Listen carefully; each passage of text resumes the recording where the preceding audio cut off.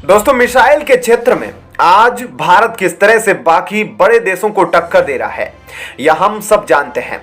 आज भारत के वैज्ञानिकों ने, इंजीनियर्स ने पृथ्वी अग्नि जैसी मिसाइलों को बनाकर दुनिया को अपनी ताकत से रूबरू करवाया है। आज भारत के पास निर्भय, सूर्य, ब्रह्मोस जैसी मिसाइलें हैं जो अत्यंत घातक है।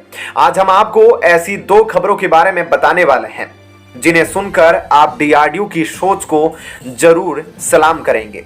दोस्तों, आजकल वेस्टर्न फ्रंट को देखते हुए भारत अपनी वायुसेना के साथ साथ अपनी नेवी को भी मजबूत बना रहा है। भारत का दुश्मन चीन, जो हमेशा समुद्र में भी अमेरिका से भिड़ने की ताकत रखता है, ऐसे में इंडियन नेवी का ताकतवर होना अनिवार्य है, क्योंकि ज्यादातर देशों पर चीन समुद्री रास्तों से ही दबाव बनाता है और यकीनन चीन समुद्र से बेहद ताकतवर है। लेकिन भारतीय नौसेना भी चीन से कम नहीं और लगातार भारत अपनी नेवी को अत्यंत ताकतवर बना रहा है। दरअसल भारतीय नेवी को चीन के खिलाफ और अधिक मजबूत बनाने के लिए भारत एक बेहद ही घातक हथियार इंडियन नेवी के लिए खरीदने जा रहा है। इंडियन डिफेंस न्यूज के मुताबिक भारतीय नेवी लंबे समय से अपनी सबमरीन के लिए लंबी दूरी तक मार करने वाली हेवीवेट टॉर्पीडोज की मांग कर रही थी, जो कि समुद्र में कम से कम 400 किलोमीटर तक मार कर सके, जो कि भारत के पास एमटीसीआर में वीटो है। बताया गया है कि हाल ही में G20 की मीटिंग के दौरान जब प्रधानमंत्री मोदी इंडोनेशिया गए थे, उस दौरान इटालियन हथियार विक्रेता कंपनी पर जो भारत ने 2013 में प्रतिबंध लगाया था, उसे वापस ले लिया था। उस समय अगस्ता घोटाले में इटालियन कंपनी का नाम सामने आया था। तब से भारत ने इससे हथियार लेने पर रोक लगा दी थी। इटली की इस कंपनी का नाम लियोनार्डो सफा है, जिस पर इटली के प्रधानमंत्री के अनुरोध की वजह से प्रधानमंत्री मोदी ने इस पर लगा प्रतिबंध हटा दिया। ऐसे में इंडियन नेवी की जो टॉर्पीडोज की डील लटकी हुई थी, उसे वापस चालू करने की प्रक्रिया शुरू हो चुकी है। दोस्तों, इटली में बने ये ब्लैक शार्क टॉर्पीडोज दुनिया के हेवीवेट और पीटोस में शामिल है। इनकी मारक क्षमता बेहद सटीक है, जबकि यह 400 किलोमीटर से ज्यादा तक मार करने में सक्षम है। यह तकरीबन 90 किलोमीटर प्रति घंटे की रफ्तार से ट्रेवल करते हैं।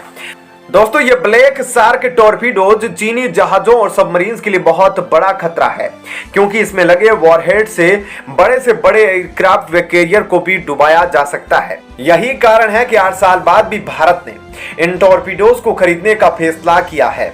अब दोस्तों, जो दूसरी खबर हम आपको बताने जा रहे हैं वह है कि दुनिया की सबसे ताकतवर सुपरसोनिक क्रूज मिसाइल ब्रह्मोस को लेकर जो खबर आई है कि इस बार डीआरडीओ के वैज्ञानिकों ने इसको अलग ही लेवल पर ले जाने का संकल्प लिया है। या यूं कहे कि भारत का डीआरडीओ ब्रह्मोस मिसाइल को इस तरह से डिजाइन कर रहा है कि चीन में जो बॉर्डर पर हाई फ्रीक्वेंसी रडार की तैनाती कर रखी गई है, वह भी इसके सामने फीके पड़ जाएंगे। जैसा कि हम सब जानते हैं कि ब्रह्मोस फायर और ऑर्बिट प्रिंसिपल पर काम करती है, यानी कि इसे फायर करो और भूल जाओ। चीन अब तक ब्रह्मोस को काउंटर करने वाली कोई भी मिसाइल इसलिए नहीं बना पाया क्योंकि ब्रह्मोस मिसाइल लॉन्च होने के बाद किस रास्ते से आकर दुश्मन के ठिकाने को खत्म कर दे, यह किसी को नहीं पता। वहीं इसकी एक और खास बात है कि जब तक टारगेट खत्म नहीं होता तब तक इसकी स्पीड कम नहीं होती।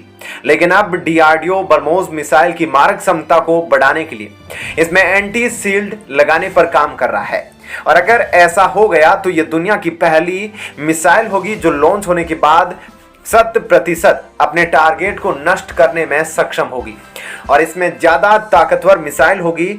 ऐसे में आप कह सकते हैं कि ब्रह्मोस भारत का ब्रह्मास्त्र है, जिसका तोड़ अभी तक किसी भी देश के पास नहीं है, और अब डीआरडीओ की ताकत को और भी ज्यादा बढ़ाने पर काम किया जा रहा है।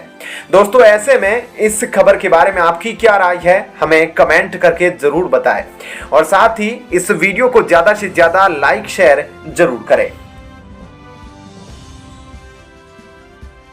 दोस्तों, आप यह बात शायद ही जानते होंगे कि नवंबर 2021 में भारत के प्रधानमंत्री मोदी ने विश्व को एक इतनी बड़ी योजना की सौगात दी, जिसके बारे में जानकर विश्व के कई देश तो हैरान रह गए कि भारत इतनी बड़ी योजना के बारे में सोच भी कैसे सकता है।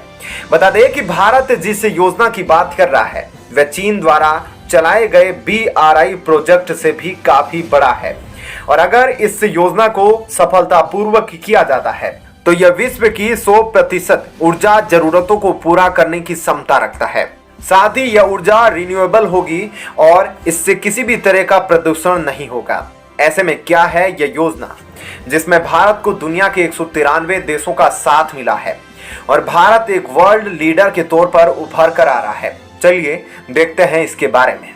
दरअसल हम बात कर रहे हैं भारत द्वारा लॉन्च किए गए one sun one world one grid project के बारे में, जिसे खुद प्रधानमंत्री मोदी ने लॉन्च किया था और इससे भारत को विश्व के कुछ शक्तिशाली देशों और संगठनों का समर्थन मिला हुआ है, जो इसके महत्व को साफ तौर पर दर्शाता है। सबसे पहले आपको बताते हैं कि आखिर यह प्रोजेक्ट है क्या। दोस्तों, इस प्रोजेक्ट के पीछे मुख्य आधार यह है कि दुनिया के हर कोने में कहीं ना कहीं सूर्य हमेशा रहता है, यानी ऐसा नहीं है कि विश्व में सूर्य एक साथ ही अस्त होता है और एक साथ ही उदय होता है।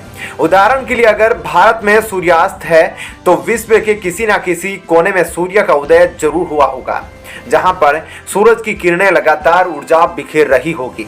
वहीं पर क्यों ना हम ऐसा कोई सिस्टम या ग्रिड स्थापित करें जो विश्व भर में सूर्य ऊर्जा को इकट्ठा करे और दुनिया भर के देशों को सप्लाई करे।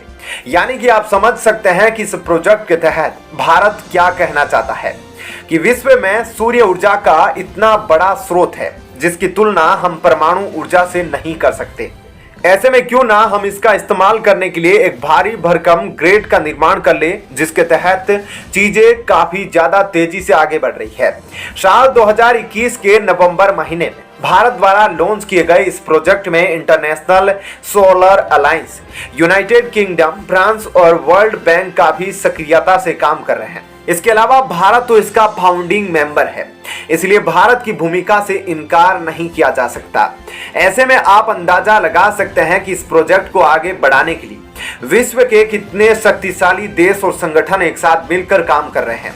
One sun one world grid की सफलता पूरे विश्व की एनर्जी सिक्योरिटी की गारंटी कर सकता है, क्योंकि अगर हमने इसे सफलतापूर्वक स्थापित कर लिया तो सूर्य द्वारा प्रदान की जाने वाली ज्यादातर ऊर्जा का इस्तेमाल कर सकेंगे और अगर हमने मात्र कुछ प्रतिशत सूर्य ऊर्जा को सही मायनों में इस्तेमाल करना सीख लिया तो बहुत जल्दी कोयला और नेचुरल गैस तो छोड़िए, हमें परमाणु ऊर्जा इस्तेमाल करने की भी जरूरत नहीं पड़ेगी। साथ ही इस प्रोजेक्ट के तहत भारत दुनिया भर के देशों और रीजन में होता हुआ एक बहुत बड़ा ट्रांसविजन ग्रिड स्थापित करना चाहता है, जिससे सोलर एनर्जी को ट्रांसपोर्ट किया जा सकेगा। यानी कि हम एक ऐसे ग्रिड की बात कर रहे हैं दुनिया में कहीं भी पैदा की जाने वाली और सौर ऊर्जा को एक से दूसरी जगह पर ले जाने में सक्षम हो, और यह काम किन्हीं दो देशों के बीच नहीं बल्कि महाद्वीपों के बीच किया जाएगा, जिनमें ट्रिलियन डॉलर का खर्च आ सकता है।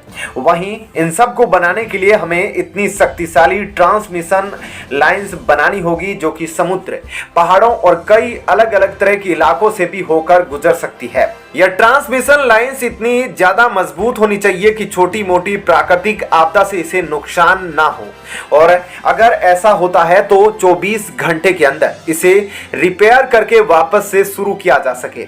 ऐसे में आप देख सकते हैं कि यह एक बहुत बड़ा प्रोजेक्ट है जिसे भारत धीरे धीरे करने में लगा है, और इस प्रोजेक्ट के जरिए भारत एक वर्ल्ड लीडर के तौर पर उभर कर सामने आ रहा है। तो दोस्तों, ऐसे में इस खबर के बारे में आपकी क्या राय है, हमें कमेंट करके जरूर बताएं।